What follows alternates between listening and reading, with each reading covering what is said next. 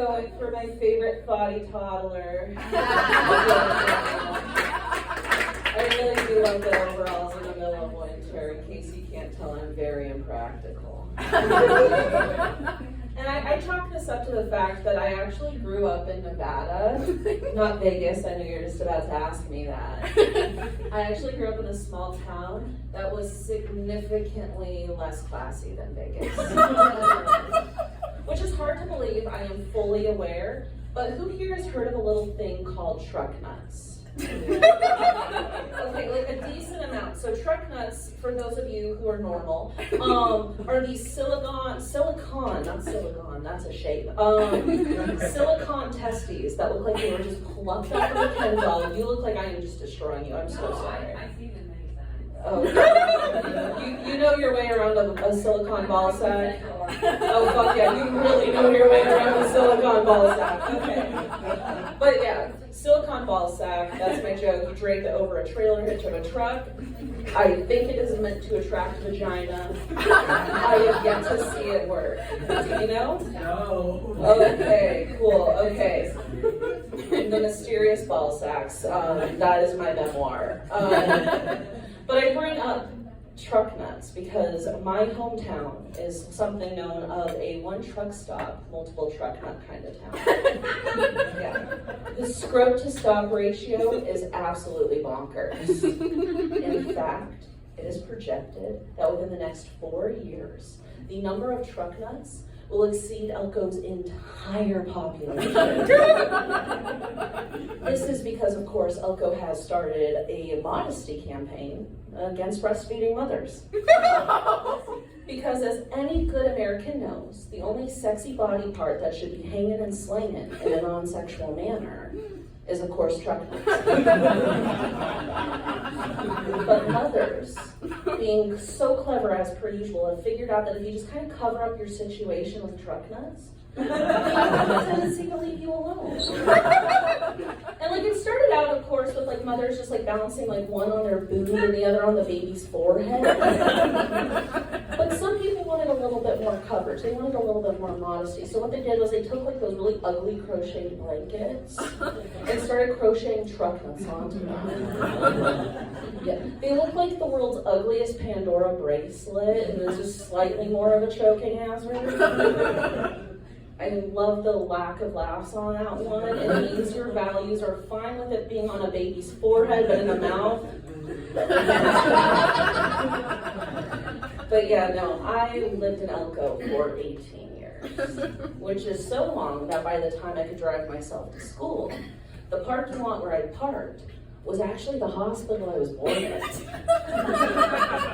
Yeah. You know the one they tore down a year after I was born because they finally decided it had too much asbestos in it? Just small town things.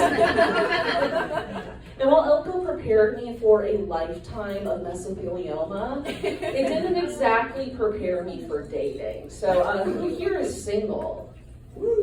Just the comedians, got it. Okay. I really, really feel normal. But I fucking love Tinder. How do you all feel about Tinder? One supporter. Okay, cute. Was it like a cute first date? Yeah, we went to a graveyard. That is sexy as fuck. like middle school me, in case you couldn't tell that I was like the fucking worst, would have loved that. I would have been like, fall out with who? Exactly. Okay, so see, Tinder can work. But in my case, I use it as like a game. It's really fun. I love judging people. And like swiping through like the slabs of finance bros and men that look like, well, you. You see people in their most primal form, and it's so fun. In fact, like one time when I was coming through, I came across the profile of an entire prison cell block. I wasn't aware that they were allowed to do that. Exactly, but like the profile is for the main guy. I'm just performing to this person now. Like, I love the interaction. And like, it was for the main dude. I do not remember what his name is. I'm terrible at names, so I just nicknamed him King Shiv. Yeah, I thought it was fitting. But he heavily advertised the rest of his cell block buddies and let us know that if we wanted to, we could contact them and maybe have a smoldering date in 5 to 10 years. Oh. Which I think is really awesome because most men just want a conjugal visit and quit it. But no, these guys were down to cuff it. And I'm just gonna do a little survey because no one has ever gotten it right and it makes me so happy. What the fuck do you think he was in for? I know what he was in for, but I want you to guess. Manslaughter. What, not closer, but not quite. Embezzlement. 2 white collar. People smuggling. God, that would be so cool. No, he was just in there for aggravated assault. Which, like, kind of like kinky, but I swiped left. I know, I'm a heavy bitch. But like, unlike most comedians, my mom's proud of me. And like, it's really weird because I feel like when I tell most people I'm a comedian, like the room falls silent, like a death has just occurred. The death, of course, being my job prospects. And then eventually some little old lady gets uncomfortable having to sit alone with her demons for that long and just starts rambling on about her buffalo chicken salad recipe while I waddle away in shame. But no, my mom tells everybody what I'm up to, like I'm curing cancer instead of telling dick jokes. In fact, imagine my mom with me. She's about like yay high. Unless she has teased, sprayed, gelled, and teased her hair a little bit more, and then she's about yay high. She's in her 60s, but she looks to be about 52. I cannot wait for those genetics to kick in. And due to her Italian heritage, she not only speaks very aggressively with her hands, she also speaks at the top of her lungs. So now that we're all imagining my mom, my sweet little Midwestern mom, Carol, together, imagine her at her Home Depot job. I know, I'm sorry. She loves the gays, but Elko has small choices. And she's at her Home Depot job. She's scanning, like, you got your screws, you got your nails, you got whatever the fuck that tool is. And then she comes across the lumber. And she looks her customer dead in the eye and she goes, "Oh, my daughter loves making jokes about wood." She also likes making dick jokes too. But yeah, no, I love my mom. I'm honestly so proud of her. She recently lost a lot of weight through a little diet I like to call divorce court. Woo! It's super effective, minus the fact you lose half of your assets, depending on the state. But I am honestly super proud of her. And do we have anybody else whose parents divorced while you were an adult? Adult. Okay, yeah, you in the back with the cute hat. You. I feel like we're triangulating each other. I love that. Have you had to have the talk with them? No. Okay. For everybody who's confused, as you should be, the talk is the dating talk.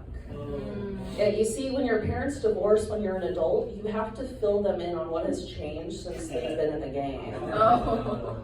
Yeah, and I thought it was very important to highlight 3 rules to my mother. The first of all being, never let a man drive you anywhere. Mm-hmm. Yeah, I don't want my first film credit to be a 2020 episode.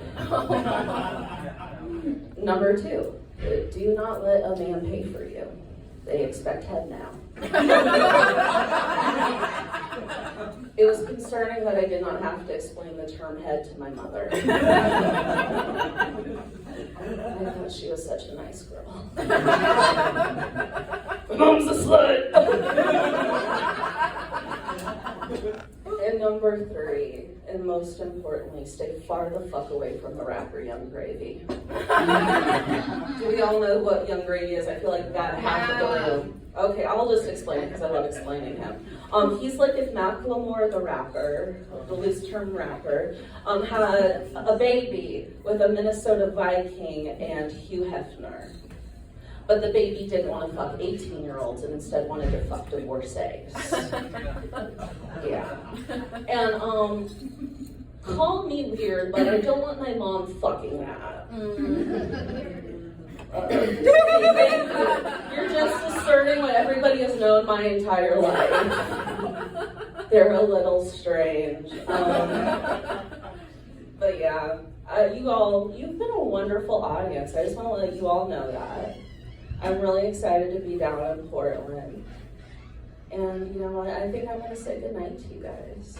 Before I make some more jokes about Portland and like get jumped in the parking lot. And like an entire like flogger of carabiners. I think. Oh, good night, everybody.